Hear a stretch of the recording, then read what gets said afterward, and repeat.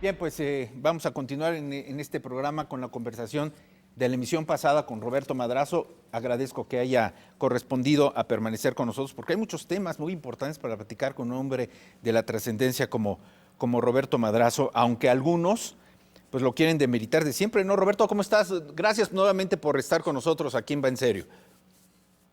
Con mucho gusto, Carlos. Para mí es una enorme oportunidad poder estar contigo y con tu audiencia. Oye, Roberto, a ver, tú sabes cómo hablamos aquí, sabemos de los términos y no nos cuidamos de las palabras, pero sí del respeto. A ver, yo decía que eras, dije en el programa pasado que eras como el rebelde.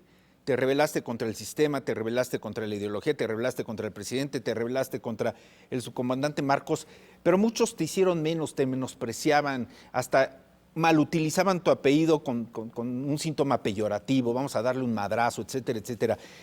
¿Por qué el subcomandante Marcos pidió que le cortaran la cabeza a dos gobernadores? Decía yo el programa pasado, al de Chiapas que se dio y al tuyo, el de Tabasco. ¿Por qué no te dejaste? ¿Por qué pedían tu cabeza? Era un tema que venía de atrás. Cuando yo estaba buscando la candidatura para llegar al gobierno de Tabasco, había un interés personal del entonces candidato Ernesto Zedillo para no permitir que yo participara como candidato en el Estado. Él tenía ya un compromiso establecido con Andrés Manuel López Obrador para que en Tabasco gobernara el PRD. Recordarás que en aquellos años Andrés era el dirigente del PRD en el Estado. Él era un cuadro local, no tenía la proyección nacional que tiene hoy y dirigía al Partido de la Revolución Democrática. Ernesto Zedillo simpatizaba con que en Tabasco no gobernara el PRI, sino gobernara el PRD. Y desde la campaña empezó a trabajar con ese propósito y con esa idea para que se cambiaran las condiciones de la competencia electoral en el Estado. Cuando pasa el tiempo, porque bueno, esto venía de la campaña de Luis Donaldo.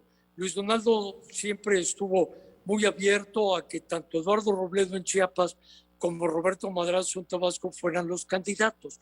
Cuando matan a Luis Donaldo es donde empieza a descomponerse, tanto en Chiapas como en Tabasco, esta situación por la intervención del comandante Marcos, que no se había metido durante la campaña de Luis Donaldo, pero que empezó a meterse en el tema electoral con la campaña de Ernesto Zedillo.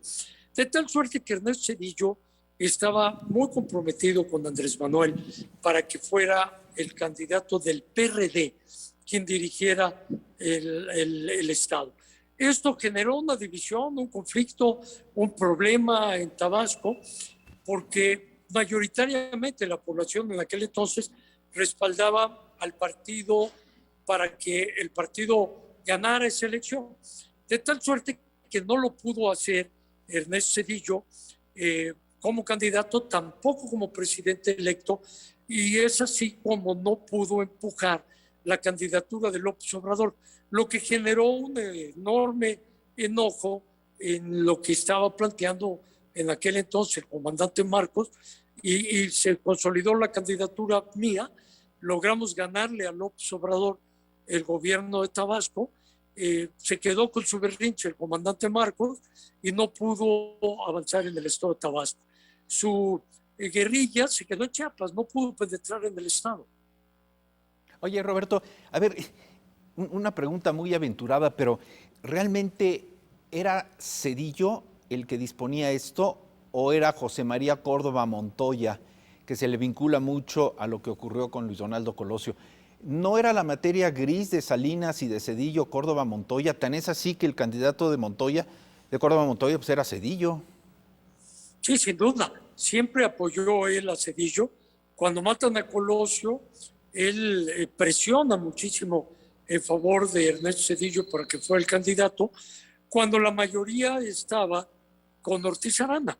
Al morir Colosio, el candidato natural que se había presentado dentro del partido era el presidente del partido. que era Fernando Ortiz Arana de Querétaro y era el presidente nacional del partido. Un legislador de muchos años, una persona muy respetable, muy honorable, y era el candidato natural, pero las presiones de José Córdoba Montoya dieron frutos y fue Ernesto Zedillo el candidato. Oye, ¿por qué tanta complacencia con Andrés Manuel López Obrador? Porque me dices, se movieron las piezas políticas para que fuera el gobernador como perredista de Tabasco. Luego se movieron las piezas políticas por Zedillo para salvarle el requisito de residencia para que fuera jefe de gobierno de la ciudad del entonces Distrito Federal.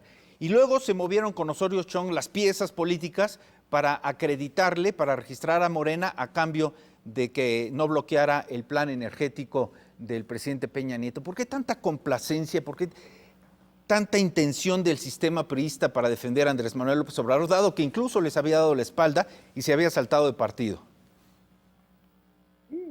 Yo agregaría, tú recordarás cuando el López Obrador intenta ser candidato en el Distrito Federal, en aquel entonces todavía Distrito Federal, no reunía el requisito de elegibilidad, porque él vivía en Tabasco, su domicilio estaba en Villahermosa, allá en el estado. Él no reunía el requisito de elegibilidad para ser candidato porque no tenía la residencia. Sin embargo, el presidente, en ese entonces ya era presidente, Ernesto Zedillo, hace a un lado esa falta de residencia que tenía López Obrador, le ayudan a López Obrador desde el gobierno de la República para que pueda cumplir el requisito y es candidato al gobierno del Distrito Federal y le gana a Silva Herzog, lo hace a un lado a Jesús y apoyan a López Obrador. Esa es la historia por la cual López Obrador siempre ha llegado violentando la ley. Él se acostumbró a lograr su propósito quebrantando la ley.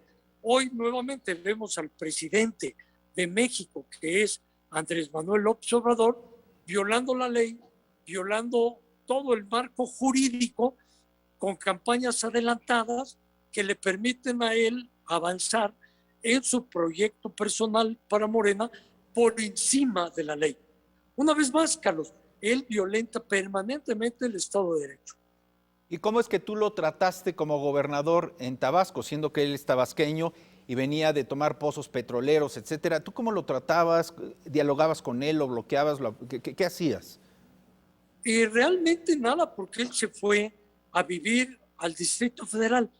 Cuando él pierde la elección de gobernador, él se retira del Estado junto con sus seguidores, los más cercanos, se van al Distrito Federal, les da oportunidad Clara Rusiman de trabajar en el Instituto del Consumidor y empiezan a construir junto con el ingeniero Cárdenas y junto con el Liceo Muñoz Ledo la posibilidad de la candidatura del ingeniero en 1988.